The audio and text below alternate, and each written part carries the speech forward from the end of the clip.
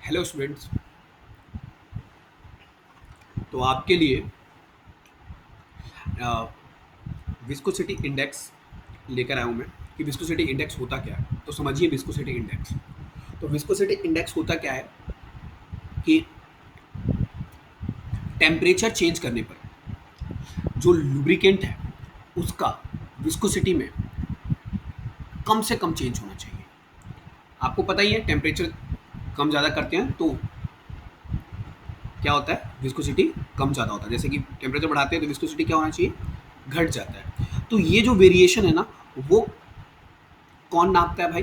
तो ये viscosity index नापता है कि कितना वेरिएशन हुआ with respect to change in temperature, इसमें विस्कोसिटी में। तो देखिए, the variation of viscosity of a liquid with the temperature is called viscosity index. मतलब कितना वेरिएशन हुआ टेम्परेचर के साथ, वो क्या कहलाएगा, विस्कोसिटी इंडेक्स कहलाएगा। और बेस्ट लुब्रिकेंट वो लुब्रिकेंट है जिसकी विस्कोसिटी इंडेक्स क्या हो, ठीक है, क्या हो, रिलेटिवली हाई हो। क्या हो, विस्कोसिटी इंडेक्स हाई हो। और टेम्परेचर के साथ बोले तो विस्कोसिटी चेंज ना हो। चेंज क्या हो, ना हो, विस्कोसिटी चेंज नहीं हो टेम्परेचर के साथ, ठीक है।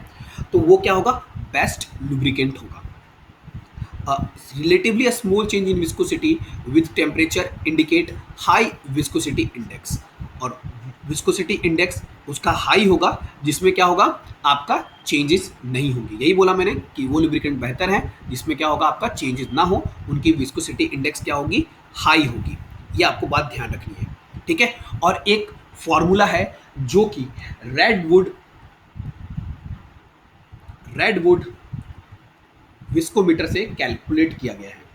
ये क्या काम आता है, तो विस्कोसिटी इंडेक्स किसी भी लुब्रिकेंट का पता करने के लिए काम आता है। तो चलिए फटाफट देख लेते हैं इस फॉर्मूले को। ये फॉर्मूला क्या बोलता है, तो पहले तो फॉर्मूला लिखता हूँ, उसके बाद बताता हूँ आपको। L माइनस यू और L माइनस एच, ठीक है। अब बताता हूँ क्या क्या है ये L और H और ये, ठीक है ना। तो सबसे पहले देखते हैं U को।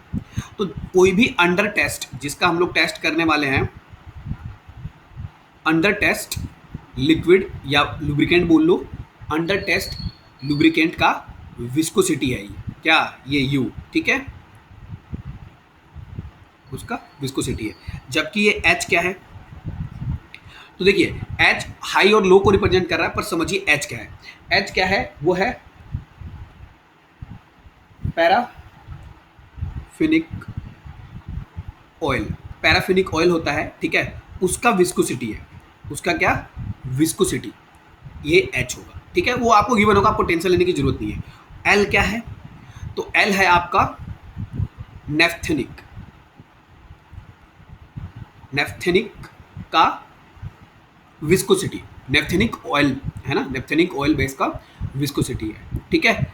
और ऐसा देखा गया है कि जो पैराफेनिक है, पैराफिनिक का विस्कोसिटी इंडेक्स माना जाता है आपका, है ना, स्टैंडर्ड लिया जाता है, वो होता है 100। और नेफ्थेनिक का होता है विस्कोसिटी इंडेक्स 0, ठीक है। तो आपको ये थोड़ा सा कंसिडर करना है, और ये चीज़ें आपको आराम से गिवन होगी, बस आपको पुट करके आंसर निकाल लेना है। तो ये होता है जनरली विस्कोसिटी इंडेक्स। समझ में आ गया बात, ठीक है। और ये हाई इसलिए लिखा है क्योंकि इसकी विस्कोसिटी इंडेक्स क्या है, 100 है। तो अगर 100 गिवन होगा तो थोड़ा सा बात ध्यान रखिएगा, विस्कोसिटी इंडेक्स ज़्यादा तो चेंजेस क्या होंगी, बहुत ही मिनिमम टेम्परेचर के साथ, ये बस ध्यान रखना है। तो होप सो आपको समझ में आ गया होगा विस्कोसिटी इंडेक्स। इसके बाहर और कोई क्वेश्चन नहीं पूछा जाता है, और कोई क्वेरी हो तो आप कमेंट सेक्शन में डाल दीजिएगा, मैं सॉल्व कर दूंगा, ठीक है। तो चलिए बाय बाय।